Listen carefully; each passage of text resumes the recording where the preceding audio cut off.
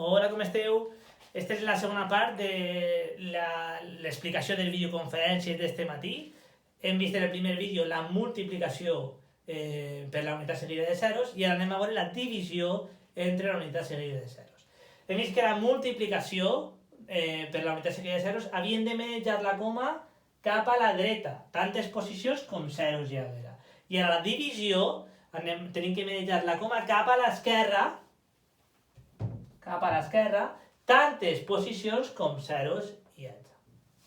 Anem a veure el primer exemple. 98 dividit entre 10. Val? 98 és com si la coma estiguera així.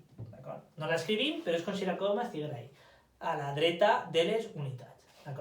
Aleshores, 98 dividit entre 10 hem de manejar la coma una posició.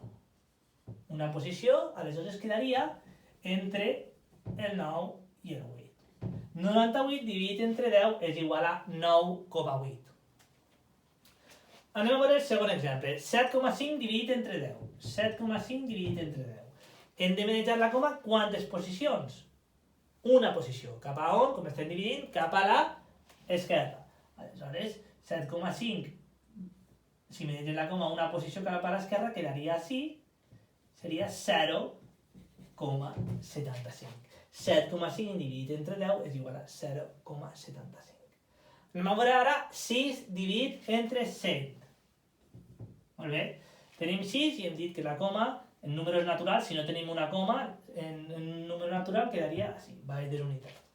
Llavors, manegem la coma, quantes posicions? 2. Cap a d'on? Cap a l'esquerra. Per tant, 2 posicions. Estava així la coma, 1 i 2 posicions. Per tant, 6 dividit entre 100 és igual a 0,06. I per últim, este exemple, 3,1 dividit entre 1000, quantes posicions hem de manejar la coma? 3 posicions. Cap a quin costat? Com estem dividint, cap a l'esquerra. Si estiguem multiplicant, cap a la dreta. Però com estem dividint, cap a l'esquerra. Molt bé, 3 posicions. Un moment, se me queda curt. 3 posicions, val? 1, 2 i 3 posicions. Perquè hi ha 3 zeros, aleshores el número quedaria així. 3,1 dividit entre 1000 és igual a 0,0031. Val? Espero que us hagi quedat clar. Adeu!